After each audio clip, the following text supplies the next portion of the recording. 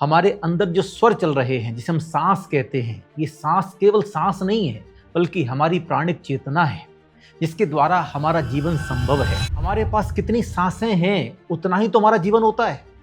हमारी जीवन की जो काउंटिंग है वो बरसों से नहीं होती बल्कि सांसों से होती है। कि गंगा भी आपके अंदर प्रवाहित होती है, यमुना भी आपके अंदर प्रवाहित होती है और अदृश्य रूप से, सूक्ष्म रूप से माँ सरस्वती भी आपके अंदर प्रवाहित होती है। देखिए, असली जो संगम है वो हम सबके अंदर है।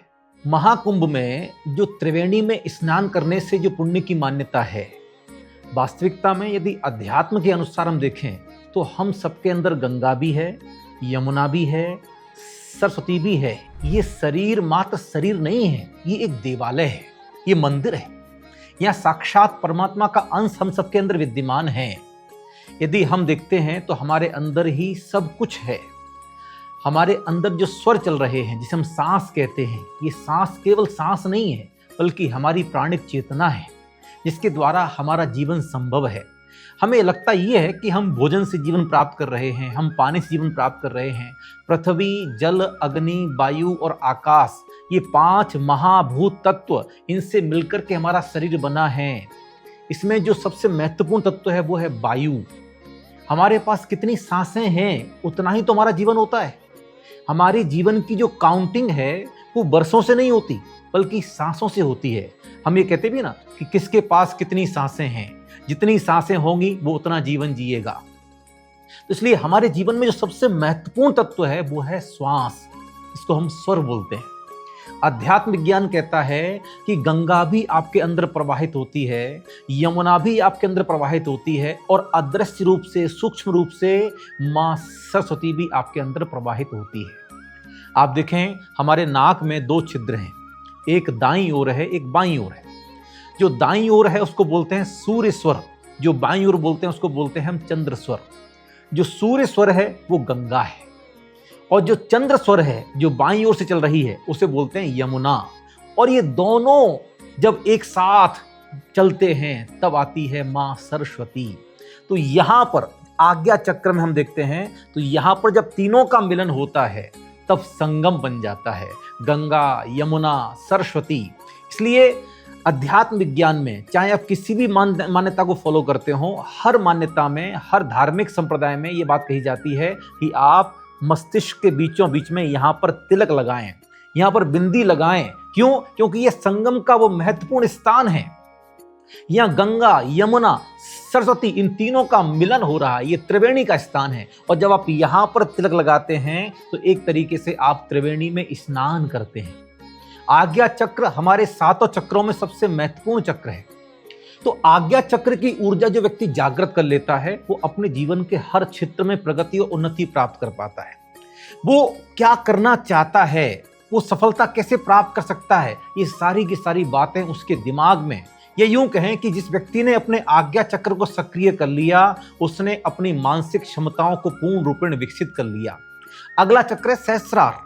वहां जाकर के तो ये सारा का सारा संगम उद्घाटित हो जाता है, जागृत हो जाता है। वैदिक परंपरा की मान्यता है कि जब समुद्र मंथन हुआ तो उसमें ये 14 रत्न निकले, इसी तरह का विष भी निकला, अमृत भी निकला। ये विष और अमृत ये भी हमारे अंदर है। समुद्र मंथन बाहर हुआ कि नहीं हुआ वो एक अलग विषय है, ये हमारे अंदर भी निरंतर मंथन चलता रहता है। गांव में कभी आप जाके देखिएगा तो गांव में जो दही में से मक्खन निकालने की जो परंपरा है वो कैसे निकलता है। एक रस्सी होती है और बीच में एक मथनी होती है, मथनी जिसके ऊपर रस्सी को लपेटा जाता है। एक रस्सी को छोड़ा जाता है, एक रस्सी को लिया जाता है, एक रस्सी छोड़ी जाती है, ऐसे करके उसको मथा जाता है, तब कहीं जाकर के दही में से नवनीत निकलता है, मक्खन निकलता है। ऐसे ही हमारे अंदर भी है। सूर्य स्वर, चंद्र स्वर, इन दोनों स्वरों को जब मथा जाता है तब कहीं जाकर के हमारे अंदर अमृत तत्व की प्राप्ति होती है। इन दोनों स्वरों को, इन दोनों सांसों के छिद्रों को जिसने भली भांति समझ लिया, समझ लीजिए उसने अपने 7 चक्रों को सक्रिय करने की विज्ञान को समझ लिया। ये महाविज्ञान है। ज्योतिष शास्त्र भी ये मान्यता है कि जो व्यक्ति अपने सांसों को जानता है, स्वर को जानता है, वो ईश्वर को जानता है। इसलिए ज्योतिष शास्त्र के जानकार को केवल कहा जाता है ज्योतिषाचार्य, लेकिन जो व्यक्ति स्वर विज्ञान को जानता है, सांसों को जानता है, उसे कहते हैं दैवज्ञ। क्योंकि इसने स्वर को पहचान लिया, उसने ईश्वर को पहचान लिया। इसलिए सही मायने में जो त्रिवेणी है वो तो हमारे अंदर है। गंगा है सूर्य स्वर, दाईं ओर से चल रही है जब श्वास, समझो गंगा का प्रवाह चल रहा है। बाईं ओर से चल रही है जब श्वास, तो समझो यमुना का प्रवाह चल रहा है। और जब दोनों छिद्रों से श्वास का प्रवाह चल रहा है तब मां सरस्वती का समागम चल रहा है, उसको बोलते हैं सुषुम्ना। नाड़ी विज्ञान इसको कहते हैं इड़ा नाड़ी, पिंगला नाड़ी, सुषुम्ना नाड़ी। ये 3 नाड़ियां महत्वपूर्ण हैं। इसके बाद में तुम्हारे शरीर में 72,210 नाड़ियां हैं और इन नाड़ियों से ही हमारे शरीर में प्राण ऊर्जा प्रवाहित होती है। तो हमारे शरीर में जो श्वास जा रही है, आ रही है, यदि हम इसको समझ लेते हैं, इसके अंगुल प्रमाण भी अलग अलग होते हैं। कितने अंगुल, तो कौन सा तत्व, हमारी सांसों में ही 5 तत्व प्रवाहित होते हैं, पृथ्वी, जल, अग्नि, वायु और आकाश। हमें किस तत्व में क्या कार्य करना चाहिए, अगर हम इस विज्ञान को समझ लेते हैं तो समझिए कि आपको ज्योतिष पढ़ने की आवश्यकता ही नहीं है। आपको फिर यंत्र विज्ञान, मंत्र विज्ञान, अंक ज्योतिष पढ़ने की आवश्यकता नहीं है। बस आप श्वास को देखते रहिए और अपने कार्यों को करते रहिए। मैं हमेशा कहता हूं कि कोई भी कार्य आप करें तब आपकी श्वास सगुण स्वर में होनी चाहिए। सगुण स्वर का मतलब क्या है कि जो भी आप काम कर रहे हैं, किसी भी नए काम की शुरुआत कर रहे हैं, तब आप श्वास लेते हुए कीजिए, श्वास छोड़ते हुए नहीं करना। जब श्वास आप अंदर ग्रहण करते हैं उसको बोलते हैं सगुण स्वर, जब आप श्वास को छोड़ते हैं उसको बोलते हैं निर्गुण स्वर।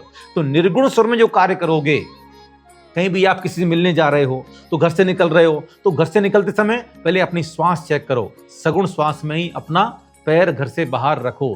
अपनी ऑफिस में, अपनी दुकान प्रवेश कर रहे हो, पहले स्वर चेक करो कि श्वास को अंदर लेते हुए, अंदर रोकते हुए, उसके बाद फिर अंदर प्रवेश करो। आप अपने जीवन में जो भी कार्य प्राप्त करना चाहते हैं, जो भी सफलता प्राप्त करना चाहते हैं, जो भी अपना लक्ष्य आपने बनाया है उसे प्राप्त करना चाहते हैं, मैं एक उपाय, एक सिंपल सा बता देता हूं कि आप उस लक्ष्य को एक डायरी में सांस को लीजिए, अंदर रोकिए। श्वास को रोकना कहलाता है कुंभ, कुंभक, अंतः कुंभक। श्वास को अंदर रोकना, श्वास को बाहर रोकना, बाह्य कुंभक कहलाता है। और ये क्या है? महाकुंभ। तो महाकुंभ मतलब श्वास को रोकना। तो अंदर रोक करके जब आप अपने लक्ष्य को लिखेंगे तो निश्चित रूप से आप अपने लक्ष्य को प्राप्त कर पाएंगे। ये ध्यान कीजिएगा कि हमारा जो अवचेतन मन है, जब हम श्वास को रोक लेते हैं अंदर लेकर के और फिर हम अपने अवचेतन मन को सक्रिय करते हैं और उस समय जो कुछ भी हम लिखते हैं वो धीरे धीरे करके हमारा सबकॉन्शियस माइंड उस चीज़ को एक्टिवेट करना शुरू कर देता है। उसे प्राप्त करने के ख्यालात, उससे प्राप्त करने के प्रक्रियाएं हम बताना शुरू कर देता है और वैसा लक्ष्य हमारे जीवन में उद्घाटित हो जाता है। तो ये बहुत बड़ा विज्ञान है और ये प्राचीनतम विज्ञान है। आज के समय में इस विज्ञान को एक तरीके से छिपा दिया है, इसे समझना होगा। और जो विज्ञान को समझ लेगा निश्चित रूप से अपने जीवन के हर क्षेत्र में प्रगति, उन्नति प्राप्त कर सकता है।